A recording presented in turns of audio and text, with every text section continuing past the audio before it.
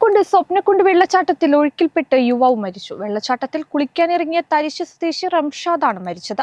20 വയസ്സായിരുന്നു. ഒരാൾക്ക് പരിക്കേറ്റു. വെള്ളച്ചാട്ടം കാണാനെത്തിയ തരിശ് സ്വദേശികളായ 5 അംഗ സംഘത്തിൽപ്പെട്ടവരാണ് അപകടത്തിൽപ്പെട്ടത്.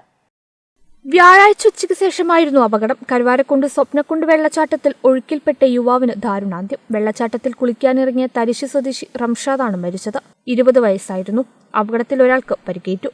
പൂക്കോട്ടുപാടം തരിശ് സ്വദേശികളായ 5 പേരടങ്ങുന്ന സംഘമാണ് വെള്ളച്ചാട്ടത്തിൽ കുളിക്കാനിറങ്ങിയത്. അതിൽ 2 പേർ ഒഴുക്കിൽപ്പെടുകയായിരുന്നു.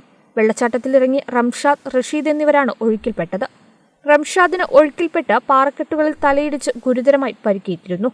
സമീപത്തുണ്ടായിരുന്ന ആളുകൾ ചേർന്നാണ് ഇരുവരെയും പുറത്തെടുത്തത്.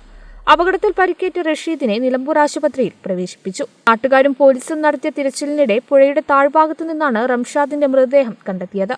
തലയിൽ സാരമായി പരിക്കേറ്റതാണ് മരണകാരണമെന്നാണ് പ്രാഥമിക നിഗമനം. ശക്തമായ കുത്തൊഴുക്കും നിറയെ പാറക്കെട്ടുകളും ചെങ്കുത്തായ ഭാഗങ്ങളുമുള്ളതാണ് സ്വപ്നക്കുണ്ട് ഭാഗം.